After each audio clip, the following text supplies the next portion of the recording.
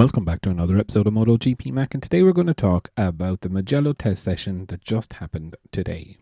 Now, before we get into it, here's how it finished.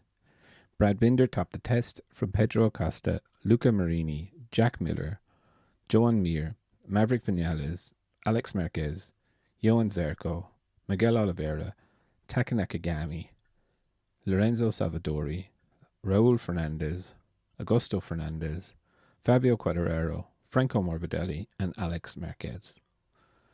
Pecco Bagnaia, Enea Bastianini, Alicia Spagro, Fabio Di Gianantonio, Marco Bezzecchi, Jorge Martin, and Marc Marquez didn't complete a lap in the test, so therefore they were classified as non-contesting. Now, overnight rain in Italy gave a complete different viewpoint to the track this morning, and just as the track was starting to dry out that the riders could run on slicks, it rained again. And, realistically, the leaderboard didn't change for the afternoon. Now, Ducati were supposed to try some new parts, but obviously we couldn't get to see that. Aprilia were working on their drivability and the drive off the last corner. So looking at the electronics and the chassis settings to try and find something. They were also supposed to try some new aero, but I don't think they did due to the weather conditions. Yamaha, again, were supposed to be working on the electronics of the bike, but also were supposed to be testing something big. Now, everyone believes that this is an updated engine, but again, with the wet weather conditions, I think it would be pointless. Honda were also working on the engine, trying a new update to the engine before the expected new engine for Honda sometime in the summer. KTM/GasGas were the actual only ones to show anything this morning, and just going to go through some of the updates with here. So here you can see that the air intake is definitely new compared to the old one, and you can see the dividers in the middle of that air intake.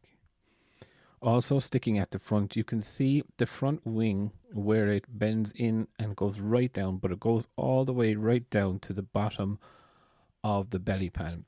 You can see that there is still the downward ducts and also a new channel in the middle. Now this becomes very interesting when we start to look at this from the side. And here, if you look at it on the side, there is like a piece blanked out, and you gotta love duct tape and tie wraps in testing. But you can see here what they're trying to create is a smooth edge, a little bit like the Aprilia style, but again, very, very interesting that they're keeping the downward ducts. Again, here is just a different view of it. As you can see, that goes now, it's like a blade, if you can kind of call it like that, goes from the top of the mid-wing right down to the bottom of the belly pan. Now, we've seen this before when they were testing in pre-season testing and in Jerez, but again, it's more detailed view of it.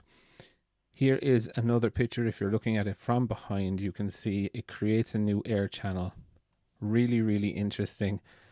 Definitely can see how the Red Bull aerodynamics team is working on it.